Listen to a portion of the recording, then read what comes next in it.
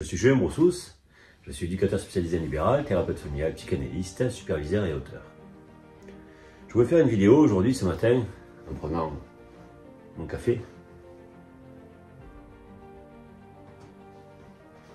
pour faire partager, je dirais, mon deuxième ouvrage, Stopper le désir tyrannique des enfants et des adolescents. Alors qu'est-ce que ça veut dire? Je me suis rendu compte que dans la société, il y avait beaucoup de souffrances au sein des familles. Il y avait beaucoup de souffrances sociales aussi auprès des professionnels. Je me suis rendu compte qu'il était aussi nécessaire et important de pouvoir penser, c'est-à-dire mettre des mots, retrouver un langage social au-delà de la jouissance, c'est-à-dire du plaisir sans limite. Il était important pour moi de pouvoir, avec de nombreuses familles en France, d'amener une conscience du soin des familles. Alors qu'est-ce que c'est soigner une famille aujourd'hui?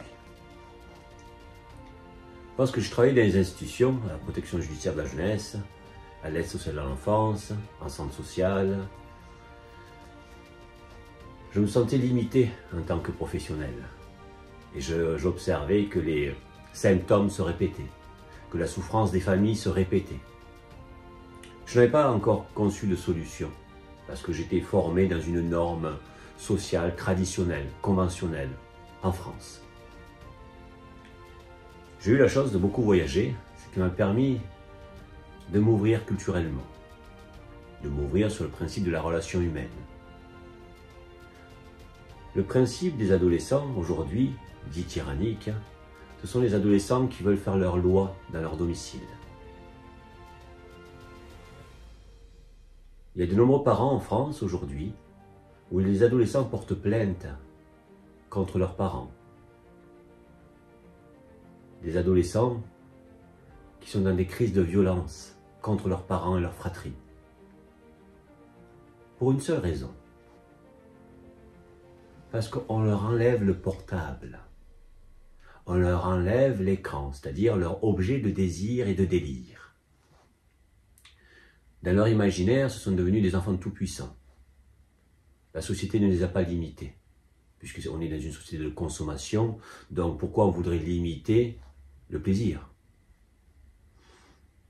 Les parents se sont pris dans un étau, entre la dimension sociale, qui engendre du plaisir sans limite, et la dimension familiale, avec les pressions un peu transgénérationnelles, avec les traumas, les carences. Pris dans cet étau, les enfants ont très bien compris que les parents culpabilisaient. Et quand un parent culpabilise, qu'est-ce qui se passe? L'enfant s'engouffre. L'enfant essaie d'abuser et de jouir de la situation. J'ai conçu ce deuxième ouvrage, Stopper le désir tyrannique des enfants et des adolescents, grâce aux parents. Il y a de nombreux témoignages qui viennent éclairer la clinique de la méthode Sparte, soins aux parents avec adolescents résistants tyranniques. Il y a de nombreux parents qui sont médecins, éducateurs, psychologues, agriculteurs. Tous ont souffert de cette réalité et tous en souffrent encore. La méthode Sparte les a amenés à progresser dans leurs pensées, sur un chemin initiatique, de sortir du parent-objet pour devenir parent-sujet, de ne plus être une victime de son enfant ou de son adolescent, de leur désir tyrannique. Mais en tout cas, d'amener une conscience qu'il était possible de soigner les familles. Ce que je propose dans cet ouvrage, au-delà d'une méthode, c'est une prise de conscience, qu'il est fondamental aujourd'hui de s'interroger dans les familles, mais aussi avec les partenaires, les travailleurs sociaux, les médecins, les psychiatres, les infirmiers. Comment on peut prendre soin des familles dans les domiciles? C'est ce que j'amène dans cet ouvrage. Prendre soin des familles avec la méthode Sparte. Stopper le désir tyrannique des enfants et des adolescents. À bientôt. Au revoir.